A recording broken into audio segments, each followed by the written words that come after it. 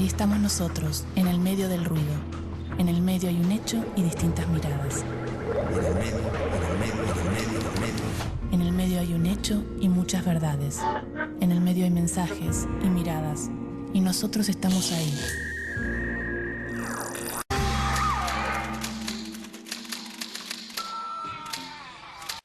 ¿Cómo nos comunicamos hoy en la Argentina?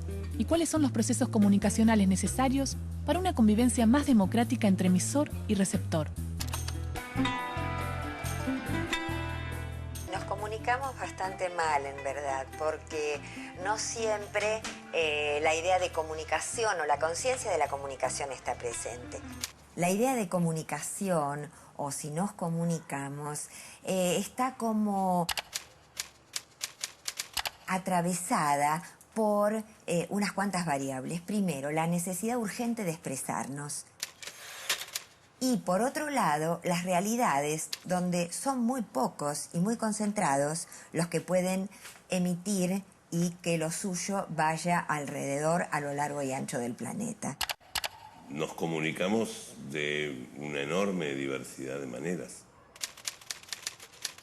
A veces uno pierde de vista la cantidad de vías, modos, elementos que integran los procesos de comunicación, porque está acostumbrado a pensar que la comunicación es simplemente o sola exclusivamente o cuando yo te digo algo o cuando enciendo la radio o leo el diario.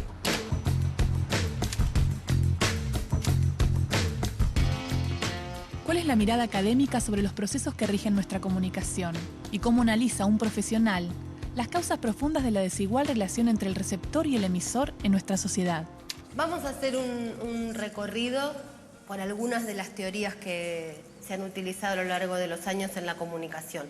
La más común es una que tiene al emisor por un lado y al receptor por el otro, pero lo que propone ese esquema, que tiene como inconveniente para pensarlo hoy, es que hay un receptor libre de recibir información, que no tiene ningún tipo de condicionamiento y que puede recibir todo lo que se emite desde un lugar de absoluta libertad. En realidad se acerca un poco más a lo que luego fue pasando y pasa en la actualidad, la idea de ver a un emisor que no es que tiene un receptor, sino que construye un destinatario, es decir, arma casi a su imagen y semejanza lo que ese emisor va a emitir. ¿Cuáles fueron los procesos comunicacionales que propiciaron la concentración mediática que existe hoy en nuestro país y en el mundo? Siglo XX, años 20, Europa.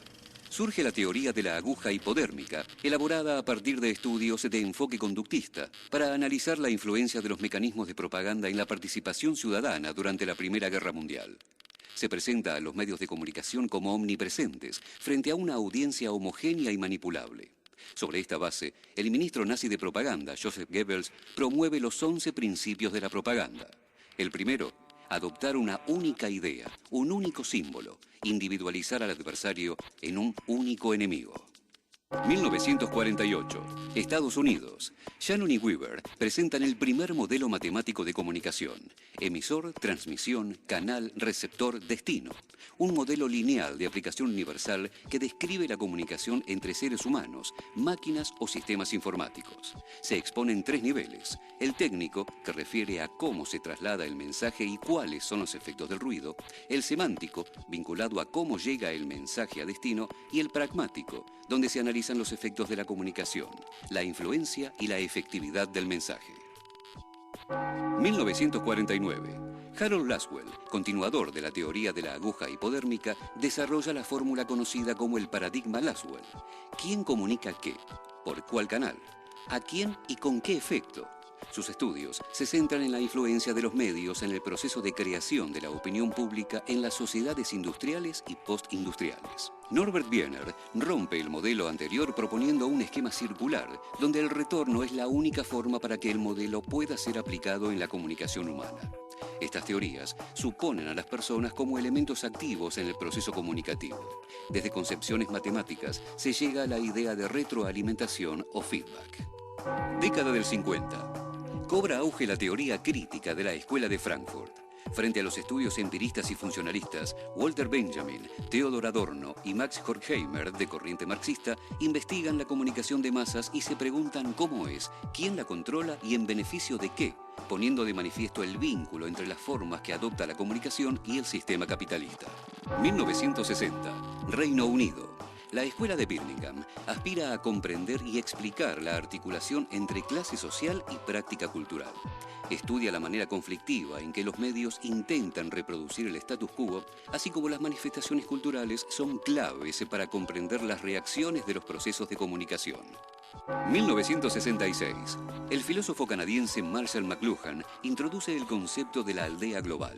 Desde una visión tecnologicista, describe la interconexión humana a escala global generada por los medios electrónicos de comunicación. Todo medio es una extensión de nuestro cuerpo. Formamos nuestras herramientas y luego éstas nos forman.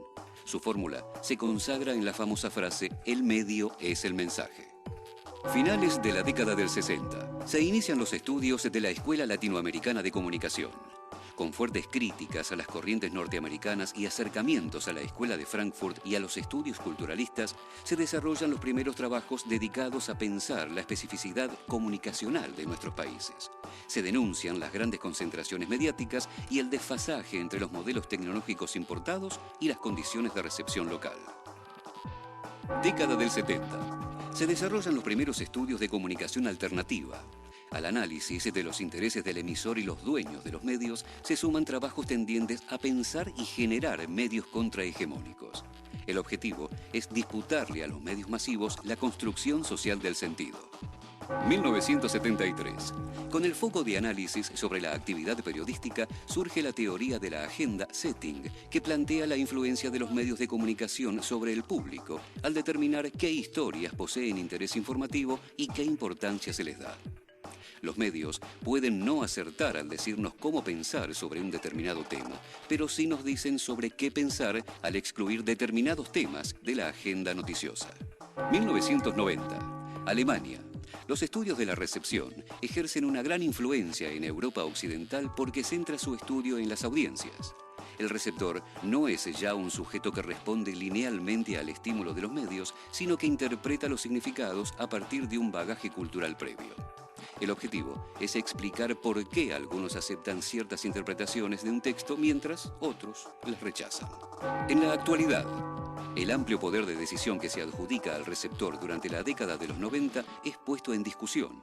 Comienza a criticarse la concepción de que el receptor es un consumidor de información que puede hacer con ella lo que quiere, sin atender a sus propios condicionantes ni a los de los emisores.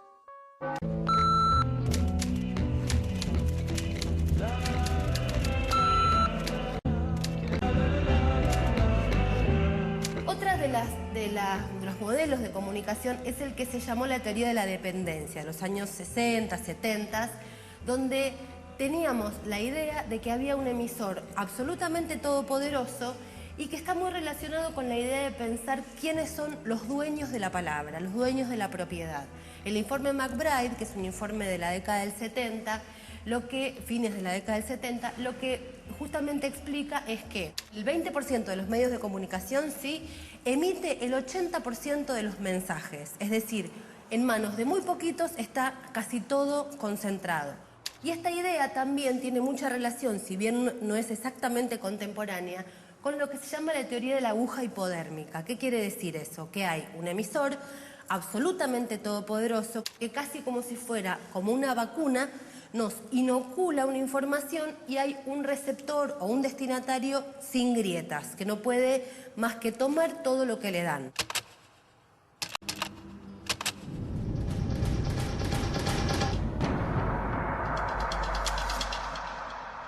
En los años 80, con la vuelta de las primeras democracias en Latinoamérica, se celebró muchísimo la teoría de la recepción. ¿Qué quiere decir esa teoría? Es aquella en la cual el receptor tiene enormes capacidades para deconstruir el mensaje del emisor.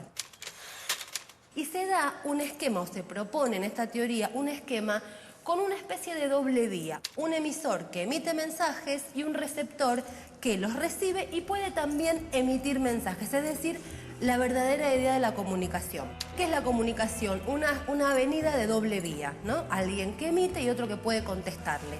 Claro, lo que a veces tenemos que pensar es que las ofertas de todos los canales dicen casi lo mismo, sobre todo si volvemos a pensar también cómo es el esquema de propiedad de los medios de comunicación.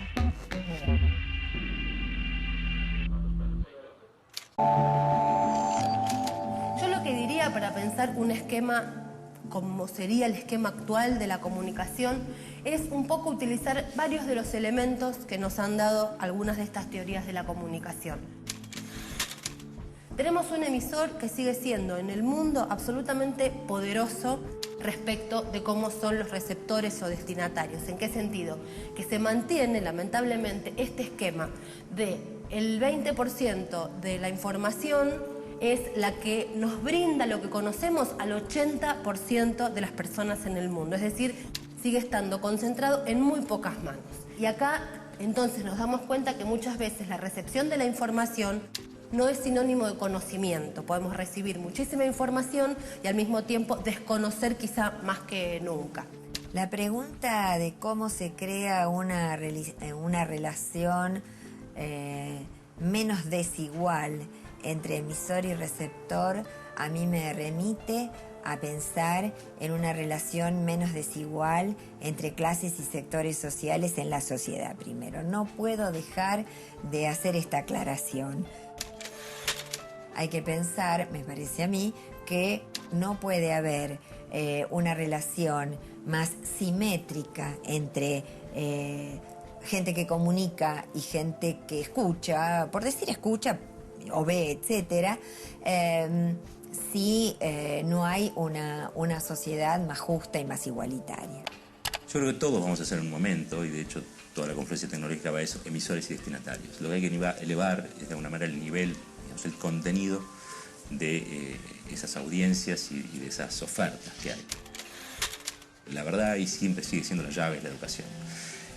No hay forma, no hay tecnología que por sí misma pueda producir mejores sociedades, ni mejores emisores, ni mejores destinatarios. Digamos. Es la educación.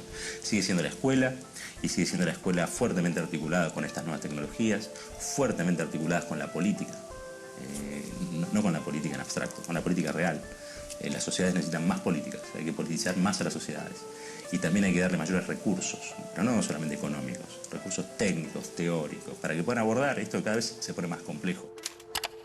Una sociedad más democrática en términos comunicacionales sería una sociedad con mucho menor discriminación, mucha menor extrañeza, con muchos menos estigmas, porque hay líneas sobre las cuales funcionamos todos los días. Si yo voy caminando a la madrugada por un lugar, una calle oscura, con el discurso de inseguridad y demás, y veo una persona rubia, de ojos claros, vestido de marín de los Estados Unidos, pareciera que esa persona a mí nunca me puede hacer daño, porque las películas, la industria y el mensaje que dan los medios de comunicación me dicen que esa persona está ahí para salvarme. Esa construcción que está instalada, si nosotros tuviéramos más perspectivas, podríamos ser una sociedad mucho menos estigmatizadora y podríamos aceptarnos todos con las miradas de todos.